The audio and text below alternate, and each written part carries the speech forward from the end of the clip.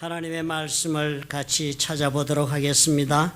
요한복음 9장 4절부터 7절의 말씀을 찾으시기 바랍니다. 요한복음 9장 4절부터 7절의 말씀을 찾으셔서 저와 한 절씩 교독하겠습니다. 때가 아직 낮음에 나를 보내신 이의 일을 우리가 하여야 하리라. 밤이 오리니 그때는 아무도 일할 수 없느니라. 내가 세상에 있는 동안에는 세상의 빛이로다. 이 말씀을 하시고 땅에 침을 뱉어 진흙을 이겨 그의 눈에 바르시고 이르시되 실로암 못에 가서 씻으라 하시니 실로암은 번역하면 보냄을 받았다는 뜻이라. 이에 가서 씻고 밝은 눈으로 왔더라. 아멘. 사람이 살면서 일하지 않고 살 수 있는 사람은 없어 보이지요. 모든 사람이 일을 해야 합니다. 그리고 또 일을 하며 사는 것이 어쩌면 가장 행복하게 살 수 있는 길이 된다 하는 것도 우리가 알고 삽니다. 은퇴하시는 분들을 종종 제가 만나 대화를 하게 되면요, 그런 분들의 공통된 걱정거리가 하나 있어요. 이제 앞으로 무슨 일 하고 살지 하는 걱정을 하고 있습니다. 공감이 갑니다.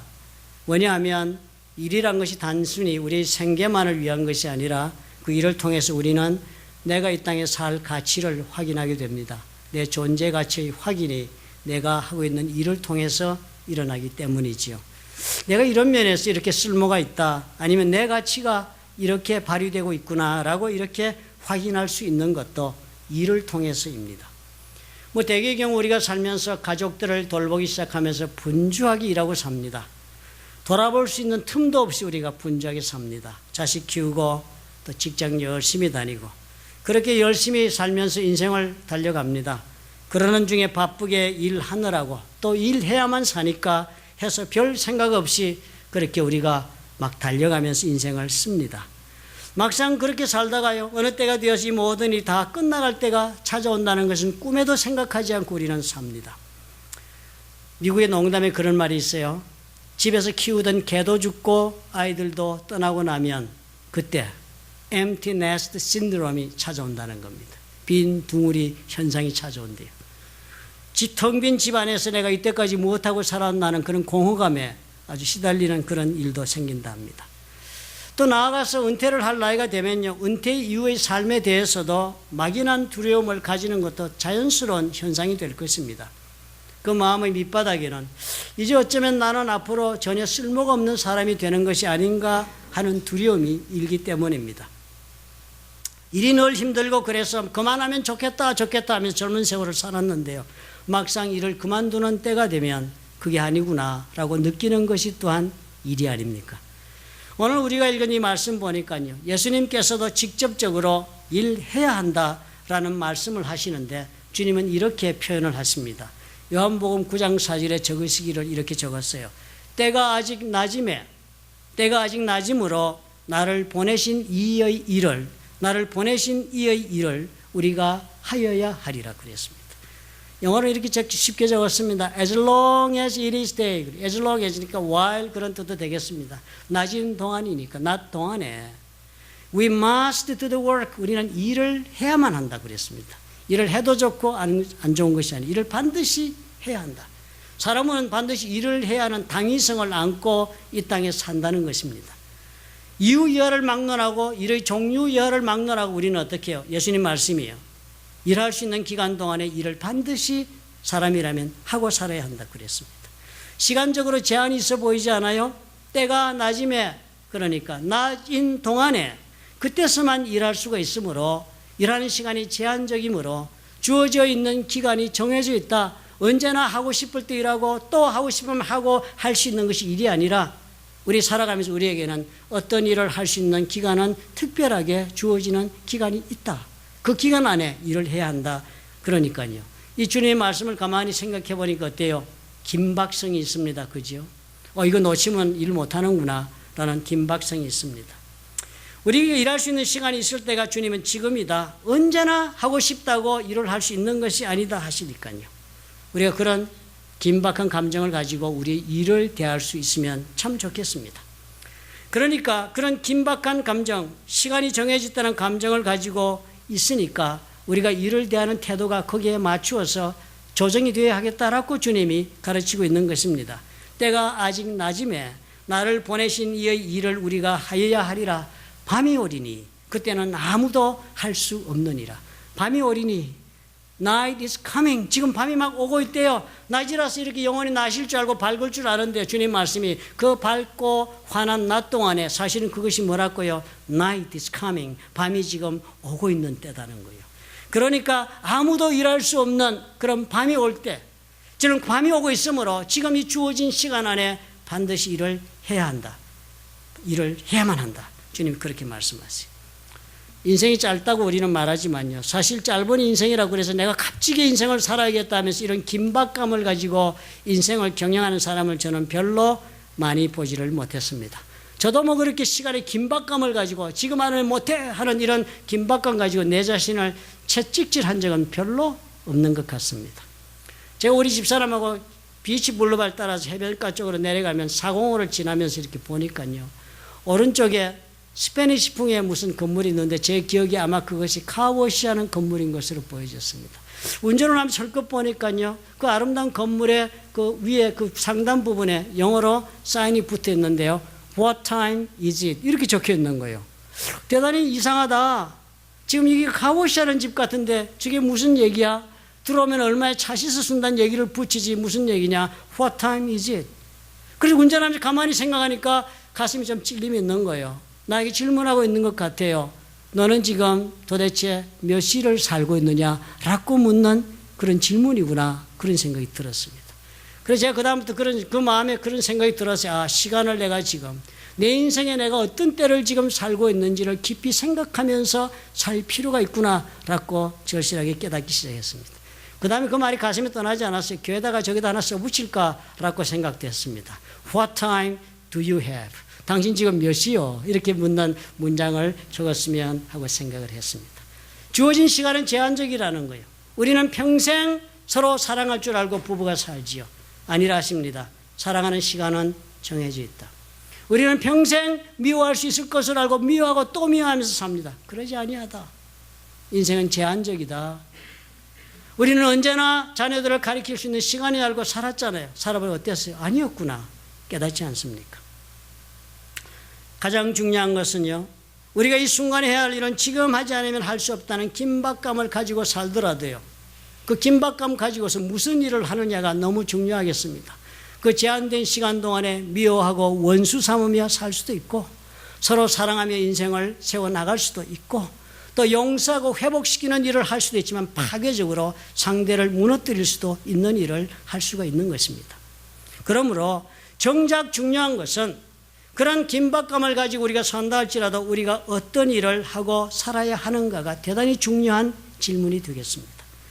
긴박감을 가지고 주어진 시간을 기다리지 말고 일해야지 하면서 살더라도 그 다음에 정작 중요한 것은 무슨 일을 할 것인가, 어떤 일을 하며 살 것인가, 어떤 일을 그렇다면 내가 긴박감을 가지고 하면서 살아야 행복한 인생이 될까 하는 질문은 여전히 우리에게 남는 것입니다.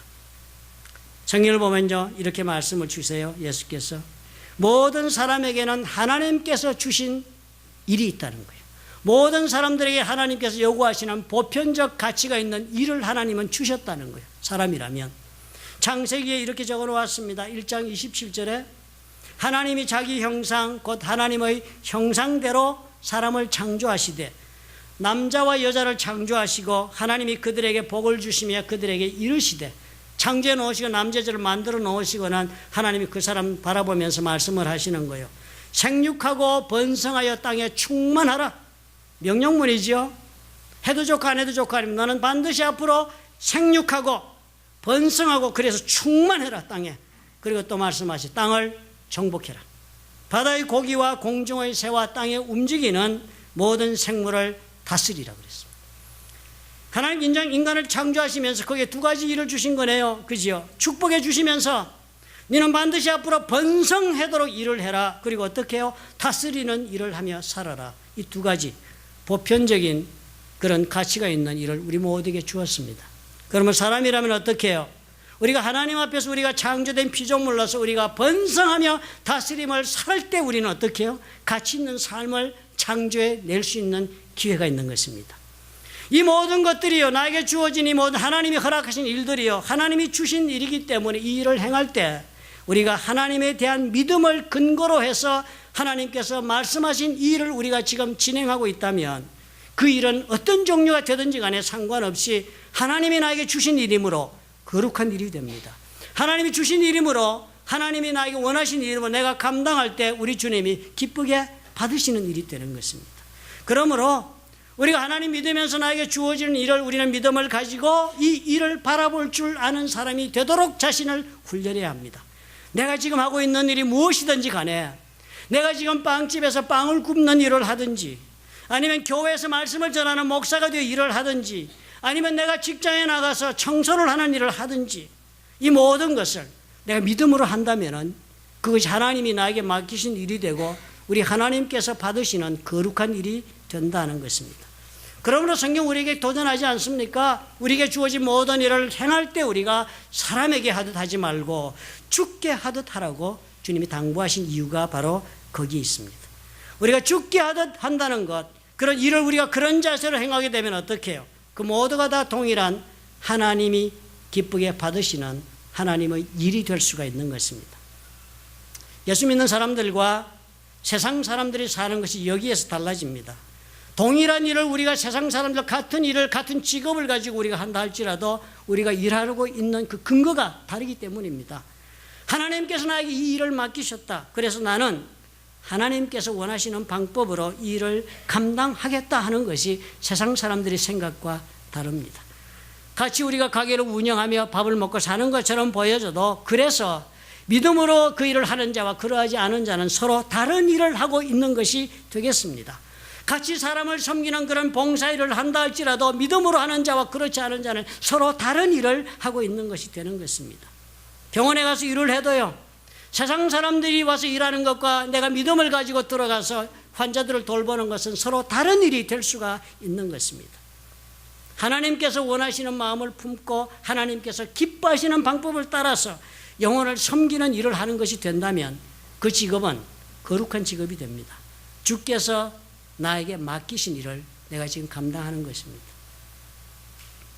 하나님께서 맡기신 일, 그 거룩함은 언제나 우리의 일상 속에 있다는 사실을 우리가 잊지 말아야 합니다. 제가 미국에 와서 교회를 다니면서 많은 집사님들, 친구들이 많이 생겼었습니다. 제가 안수집사가 되었을 때 같은 교회에서 안수집사를 하시는 분이 한 3분 계셨는데, 그분의 한 분은 서울에서 대학 교수를 하시다가 미국에 이민을 오니까, 이민 오면 먹고 살기 위해서 할 수 있는 일을 찾아서 해야 하지 않아요. 세탁소를 시작을 했습니다. 세탁소가 중노동이죠. 여러분 해보신 분은 아시겠지만 엄청난 노동입니다. 그리고 빨래를 가지고 오면 종류에 따라서 빨아야 하고, 드라이 클리닝하고 분류해서 해야 되고, 그리고 잘못하면 컴플레인도 많고, 쉬운 일이 결코 아닙니다. 또 그걸 다 해서 걸고 정리하는 이런 어깨가 빠질 정도로 힘이 드는 일입니다. 그런 일을 하시는데 이분이 대학 교수를 하다가 왔으니까요, 제가 그래서 물어봤습니다. 너무 힘드시죠? 한국에서는 그저 강의만 하고 가르치고만 해도 사는 것이 어렵지 않았을 텐데 미국에 와서 이런 일을 하시니 얼마나 힘드십니까? 그러니까 저보고 그러래요. 그렇지 않아요. 저는 너무 행복합니다. 그러는 거예요. 그래서 제가 속으로 자기를 스스로 위로하려고 그러시나 보다. 힘든 것 힘들다면 더 힘드니까 인격 있는 분이시니 그러나 보다. 그런데 그분이 이렇게 말씀을 해요. 생각해 보면 전혀 다른 일이 될 수도 있습니다. 사람들이 그 더러운 옷들을 다 나한테 가지고 오면 내가 빨아서 깨끗하게 옷을 정리해서 주면 그 사람들은 그 새 옷을 입은 것처럼 입을 때 얼마나 기분이 새로워지겠는가. 사실 자기가 이렇게 일하는 것을 통해서 상대방들은, 고객들은 나의 헌신과 봉사와 노동을 통해서 자신의 삶을 정말 깨끗하게 기쁘게 그렇게 사는 데 도움을 받는 것이니까 나는 그런 좋은 일을 하고 있습니다. 그렇게 이야기를 하시면서 저는 한국에 가서 국회의원을 하라 그래도 저는 여기가 더 좋아 이 일을 하겠습니다. 그러면서 그분이 그렇게 일하시면서 아들 셋 다 잘 키워서 장가 시집 다 보내고 지금 나이가 드셨지요. 그 같은 때에 제가 대학교 학생들과 전도사가 됐을 때 제 제자가 있어서 그 아버지가 세탁소를 하고 계신 분이 있었습니다. 저기 흑인 동네 가까운 데였어요. 다운이 넘어가서. 거기 제가 우리 학생 때문에 신방 가고 부모님을 만나고 그래서 서로 알게 돼서 같이 얘기를 하게 됐습니다. 그 아버지도 세탁소를 하세요. 그분도 신앙이 좋으신 분입니다. 그런데 저와 이야기를 하면서 미국 이야기를 하게 됐습니다. 미국 와서 세탁소 하게 된 이야기를 했습니다. 그때 제가 집사였으니까요. 박 집사님은 이런 걸 잘 모르시죠. 나는 이 세탁소 하면서 너무 힘듭니다. 힘드시죠. 노동이 되어서 힘든 것이 아니라 내가 미국까지 와가지고 흑인들이 가져오는 그 더러운 속옷 빨려고 내가 미국 왔나 이 생각이 들어서 너무 자괴감이 든다는 거예요. 내가 미국 와가지고 기껏 내 인생에 앞으로 다른 탈출구도 없이 흑인들이 입다가 가져온 더러운 속옷 빨려고, 그것도 여자아이들 속옷 빨려주려고 미국 왔나. 너무 자기 괴롭다는 거예요. 똑같은 두 분이에요. 똑같은 세탁소고 똑같이 자식들 키우고 살았습니다.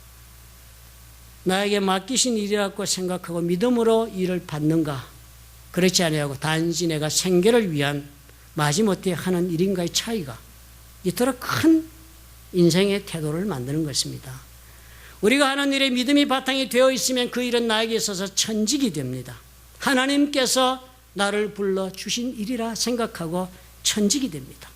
일을 하면 이것은 천직이야. 그래서 일은 나를 위하여 하는 것을 떠나서 하나님께서 당부하신 하나님을 위하여 하는 일이라고 발전하여 믿음을 가지시면 그것은 소명의식이 있는 일이 됩니다.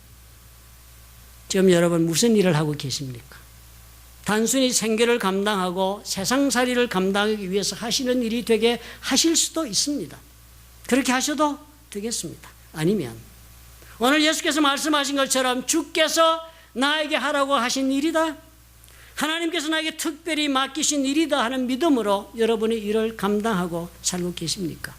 만약 그러실 수 있다면 하나님께서 계획하신 그 일, 내가 행하고 있는 이 모든 일의 과정을 통해서 주께서 내가 알지 못하던 크고 비밀한 일의 그 계획을 나의 노동과 나의 희생을 통하여서 하나님께서 다 이루어내실 것입니다. 주님이시기 때문입니다. 오늘 그래서 예수께서 그 말씀을 주시는 것입니다. 때가 아직 낮음에 나를 보내신 이의 일을 하여야 한다.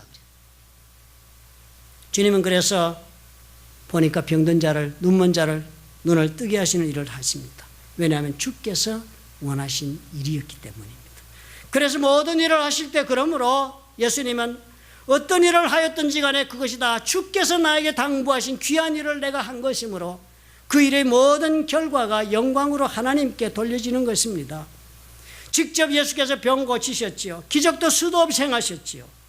그런데 사람들은 어떻게 해요? 그런 일을 행하는 예수님을 바라보고 칭송하고 예수님을 높이는 대신에 그 뒤에 계신 하나님을 보는 일도 바로 벌어지고 있었다는 것을 우리가 발견할 수 있는 것입니다. 중풍병자를 친구들이 침상에 누인 채로 데리고 오지 않았습니까? 마태복음 9장에 보면 그 이야기가 적혀 있어요. 인자가 세상에서 죄를 사하는 권세가 있는 줄을 너희로 알게 하려 하노라. 그렇게 말씀을 하시고는 중풍병자에게 말씀하시되 일어나 내 침상을 가지고 집으로 가라. 그랬더니요, 그가 일어나 집으로 돌아갔습니다. 얼마나 사람들이 놀랐겠습니까? 무리가 보고 두려워했다. 예수님 이런 놀라운 능력이니까 두려워했습니다. 그리고서 이렇게 말했어요. 이런 권세를 사람에게 주신 하나님께 영광을 돌리니라. 예수님을 두려워했지만 영광을 하나님께 돌렸습니다. 나는 정말 하나님이 나에게 맡기신 일을 하면서 정말 말씀하신 대로 번성하고 다스리고 누리는 삶을 내가 살아야지. 그렇게 믿음으로 여러분 일을 하고 있다 할지라도요, 정말 내가 그런 믿음을 가지고 이 일을 하나님이 주신 일이라고 내가 지금 하고 있는가 아닌가를 스스로 검사해 볼 수 있습니다. 스스로 체크를 해 보실 수 있습니다. 내가 정말 천직으로 알고 있나? 내가 정말 소명의식을 가지고 주께서 나에게 당부하신 일이라고 하고 있는가 하는 것을 결과를 검토해 볼 수가 있습니다. 마치도 예수께서 행하신 것 보고 사람들이 하나님께 영광을 돌렸듯이 내가 나의 직업에 생하는 일을 보고 사람들은 무엇이라고 하는가를 알아보시면 되겠습니다. 사람들이 내가 하는 일을 보고 하나님을 보게 되는가? 내가 하는 일을 통해서 사람들은 하나님과 더 가까워지고 있는가? 내가 하는 일을 통해서 사람들은 하나님을 사랑하며 사는 것이 무엇인가를 알게 되고 있는가? 그것을 보면 되겠습니다. 무슨 일을 우리가 하고 살든지 세상은 다 보고 있습니다. 저와 여러분이 하고 있는 것 세상은 다 보고 우리가 어떤 모습으로 어떻게 하고 있는지를 보고 그대로 느끼면서 판단하고 살 것입니다. 하나님께서 나에게 당부하신 일을 지금 내가 하고 있다면 세상이 물론 알 것입니다. 그러므로 여러분 믿음으로 하시기 바랍니다. 힘들고 때로는 고통스러울 때가 있지요. 불평을 말해도 좋을 것 같은 입장에 처할 수도 있을 것입니다. 그럴 때마다 여러분 생각하셔야 해요. 믿음으로 하는 사람이라면 그럴 때마다 자기에게 질문해야 해요. 그렇다. 지금 내가 왜 이 일을 하고 있는가? 지금 나는 누구를 위해 이 일을 하고 있는가? 자기에게 물어봐야 할 것입니다. 주께서 나에게 맡기셨기 때문에, 주께서 나에게 당부하신 이름으로 내가 주를 위하여 일을 감당함으로 내가 일을 하고 있지 아니한가? 스스로에게 물어볼 수 있다면 그 어려운 과정도 얼마든지 믿음과 은혜로 감당할 수가 있습니다. 그렇게 할 수만 있다면 여러분 놀라운 일이 여러분 삶 가운데 따라올 것입니다.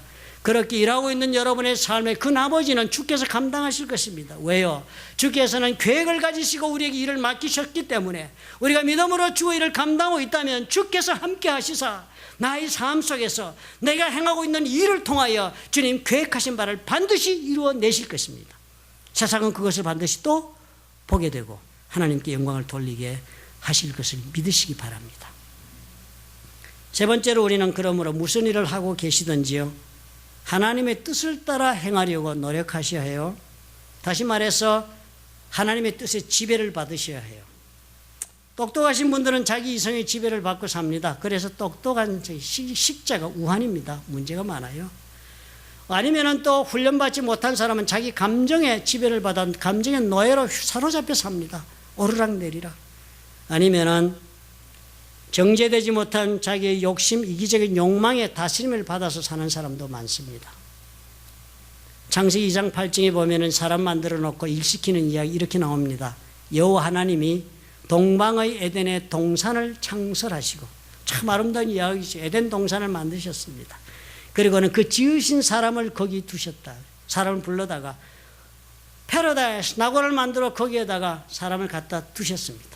그리고 하나님이 이렇게 말씀해요. 여호와 하나님 그 사람을 이끌어 에덴 동산에 두사, 동산에 데리고 오셔가지고는 여호와 하나님 말씀을 하는데 이렇게 말씀해요. 그것을 다스리며 지키게 하라.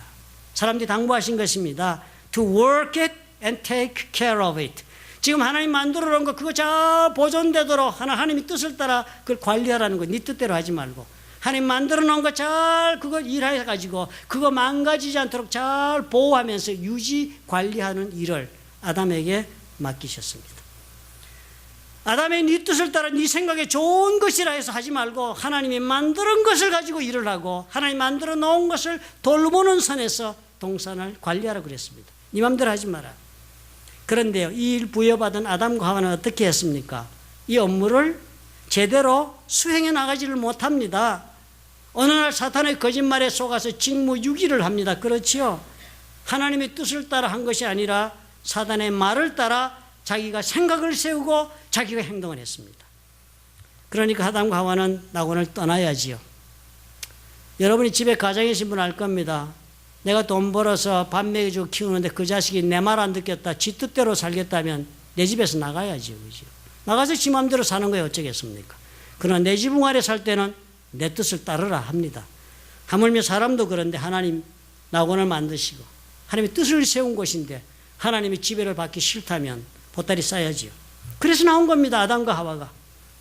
사단이 다스리고 있는 세상으로 들어와서 일하기 시작한 것이 아닙니까? 창세기 3장 17절에 예언하십니다. 하나님이 너 이런 삶이 기다리고 있다.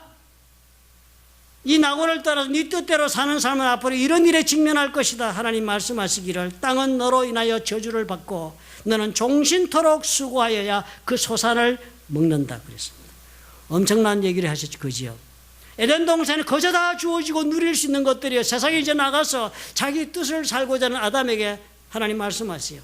너 나가서 일해보아라. 네가 일하는 땅이 저주를 받고 너는 종신토록 수고하고 그래야만 겨우 그 소산을 먹는 인생을 산다. 땅이 내게 가시덤불과 엉겅퀴를 낼 것이다. 너희 먹을 것은 밭의 채소인즉 네가 얼굴에 땀이 흘러야 식물을 먹고 필경은 흙으로 돌아간다. 가서 농사지어서 먹고 살아야 되는데요. 밭의 채소를 먹고 살아야 되는데 땀을 흘려서 일을 해야 되는 이유가 그 땅에 가시덤불과 엉겅퀴가 수도 없이 자라기 때문에 쉬운 일이 아닌 것입니다. 죽으라고 일을 해야 겨우 먹고 산다. 그러면 어떻게 해요? 결론이 그래서 해결 잘 나지 않는다. 필경은 흙으로 간다. 이런 결과가 너무 참혹하지 않아요? 그렇게 해서 먹고 사는 것을 해결되는 것이 결국은 죽어서 묻힌다니까 우리 인생의 처참한 실패로 일이 끝나고 마는 것입니다. 애초에 하나님께서 우리에게 축복으로 주신 일들이었습니다. 번성하고 그리고 누리면서 살 수 있도록 그렇게 보편적 가치를 가진 일을 할 수 있도록 우리에게 주셨고요. 그렇게 했는데도 우리는 어떻게 해요? 하나님의 뜻에 순종하기가 싫고 내 뜻을 따라 살고 싶고 하나님의 뜻에 지배받는 것을 거부하니까 그 일은 오늘날 우리 모두에게 저주가 되고 만 것입니다. 아담이 왜 이렇게 실패했습니까? 하나님의 뜻 대신 사탄의 말을 믿었지요. 자기 마음에 선하다 생각하는 일을 한 그 결과가 결국은 어떻게 됐습니까? 저주 속에 살게 된 것입니다. 실패가 다른 것 아니었습니다. 내가 중심이 되어서 내 인생을 한번 운영해 보자 하는 야심이었습니다. 그리고 그 욕망은 반드시 하나님의 뜻을 떠나지 않고서는 절대로 살 수 없는 그런 방법이었습니다. 반드시 장애에 부딪히지요. 애를 써서 싸워야 하고 몸부림쳐야 겨우 감당할 수 있는 일이 될 것입니다. 하나님이 저와 여러분이 주신 일이라면 우리가 하나님이 허락하신 기쁨을 누리면서 그 일을 할 수 있어야만 정상이 아니겠습니까? 그러려면 꼭 한 가지를 해야 한다고 주님 말씀하시네요. 하나님의 뜻을 따라야 한다. 하나님의 그 뜻에 네가 지배를 받아야 한다라고 주님 말씀하세요. 주의 뜻을 따라 행하시고 그러면 여러분 맡기시기 바랍니다. 내 생각대로 너무 휘두르지 마세요. 너무 큰 목소리로 너무 꼿꼿한 목을 가지고 주장하지 마세요. 주를 바라보십시오. 주여 어찌하오리까? 사울과 다윗의 차이를 여러분 기억합시다. 사울이 얼마나 출중한 인물을 가졌습니까? 그래서 사무엘이 왕으로 세웠습니다. 그러나 세웠지만 사울은 그 12지파를 통솔할 수 있는 능력도 없었습니다. 사람은 잘생기고 아주 출중한 청년이었지만 하나님 성령의 기름 부으심을 주셔가지고 능력을 받습니다. 그래서 12지파를 이끌고 전쟁에 승리하면서 지도력을 세우도록 하나님이 도와주셨습니다. 그래서 12지파가 사울에게 절대적인 순종을 하게 만들어 주었습니다. 능력 있는 왕이 되었습니다. 이제 나라를 막 세우고 이제 나라가 막 그냥 성장해 나가서 반석 위에 서게 되었습니다. 그런데요, 이 사람이 문제 가운데 빠지게 된 원인은 바로 이렇게 이 사람의 능력을 받았기 때문인지도 모르겠습니다. 잘 나가는 인생이 되어서 문제 가운데 빠졌는지도 모르겠어요. 하나님이 지배를 받는 것을 거부했기 때문에 자신의 판단을 따르기로 결정했기 때문에 그 다음부터 추락의 길을 들어가게 되지 않았습니까? 이 사람이요, 다윗과 구별하면 하나님이 이 사람에게 그렇게 정말 은혜를 주고 능력을 주서 이렇게 해서 하나님의 뜻의 지배를 받도록 이렇게 하는 동안에 사울이요, 얼마나 하나님 크게 축복하셨냐면 이렇게 하나님 앞에 패역하는 길을 걸어가도 하나님 사울을 패하지 않았습니다. 다윗을 왕으로 세웠다 할지라도 사울이 살아있는 동안에 다윗은 결코 왕이 되지를 못합니다. 사울이 죽은 다음에야 다윗이 왕이 돼요. 그런 엄청난 하나님의 사랑을 입으면서 산 자가 사울이었습니다. 수도 없는 일들을 저질렀지. 하나님 앞에서 아말렉을 쳐서 진멸하라 하나님 명령했습니다. 진멸하라. 사람 다 죽이고 짐승도 다 죽이고 모든 전리품도 다 불태워라. 그 진멸하라 그랬습니다.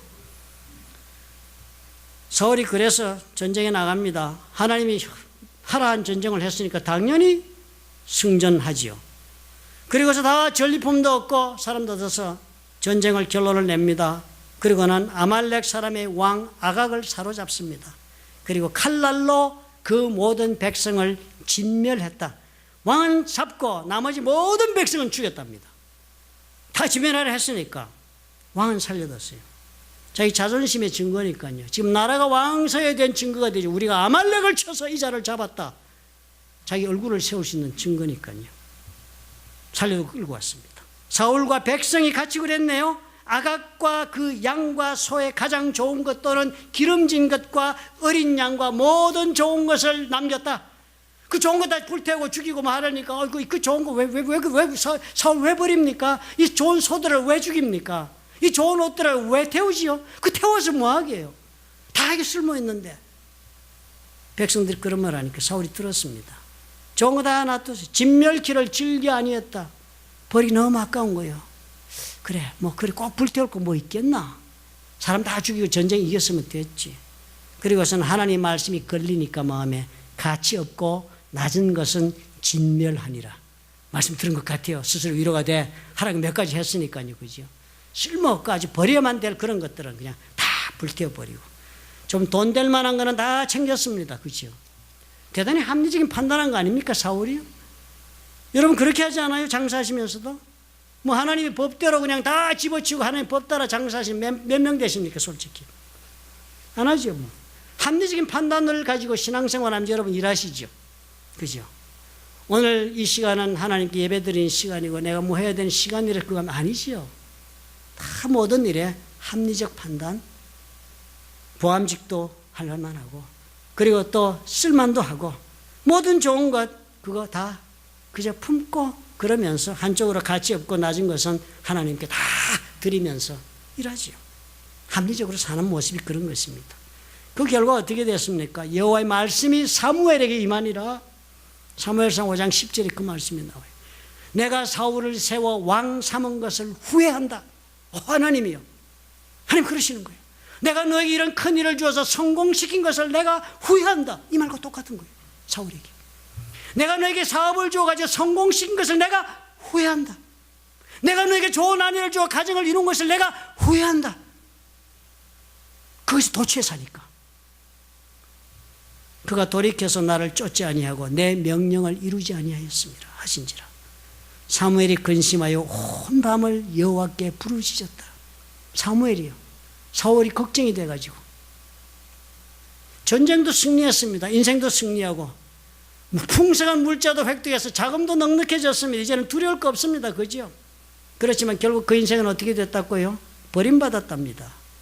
사울이 나중에 이 말 듣고 무슨 변명하셨다고 성경에 이렇게 적어놓았어요. 그 변명한 말이 사무엘서 5장 24절이에요.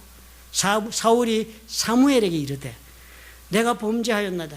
인정하는 거예요. 내 잘못했습니다. 죄 지었습니다. 내가 여호와의 명령과 당신의 말씀을 어겼다. 그렇지만 그 말씀을 어긴 데는 이유가 있습니다. 그 말씀을 어긴 것은 내가 백성을 두려워하여서 그 말을 청종하느라고 어겼습니다. 백성들이 두려웠다는 거예요. 하나님 말씀대로 하면 저들이 반대하고 하지 말자고 그래서 그 다음 충돌 생기고 불화 생기고 그래서 내 왕권이 흔들릴까 봐 두려웠어. 그게 사람들이 두려웠어. 내가 그렇게 했습니다. 그렇지 않습니까? 우리 살아가면서 왜 우리 하나님 지배를 받는 것을 우리가 포기할 때가 많습니까? 우리가 만약에 만에 하나라도 하나님의 방법으로 내가 행하는 것을 알면서도 그렇게 하지 않아도 되겠다라고 결정을 한 것이 여러분 있으셨다면 돌아보시면 어때요? 내가 내린 그 결정의 밑바닥에 뭐가 있습니까? 세상 두려운 마음 때문에 그런 거죠. 뭐 이렇게 살아가지고 내가 살 수 있을까? 두려워한 것 때문에 내가 하나님의 뜻을 못 따른 것입니다. 하나님께서 일의 결과를 주관하게 하시고 하나님이 내 인생을 책임지게 하시는 길은요, 하나님의 뜻에 지배를 받는 데서부터 시작이 됩니다. 사람 두려워하고 사시면요, 사람에게 지배받습니다. 돈을 무서워하시고 돈 때문에 돈 없으면 못 살아, 돈이 있어야 돈 하시면 그 돈 두려워한 것 때문에 돈에 지배받고 마십니다. 지배받는 거예요. 건강하시고 살면 건강 두려워한 그 사람 건강에 지배당하고 맙니다. 하나님 두려워하셔야죠. 하나님은 지배하시면 우리를 승리케 하시기 때문입니다. 성경은 이것을 우리에게 그렇게 쉽게 알려줍니다. 무엇을 보고 네가 하나님의 지배받는 것을 내가 알겠느냐? 예수님 뭐라고 말씀하셨어요? 마태복음 6장 33절에 너희는 먼저 그의 나라와 그의 일을 구하라. 먼저 이것부터 하라. 먼저 이것부터 하라. 세상에 수많은 일을 내가 너에게 주었다는 거예요.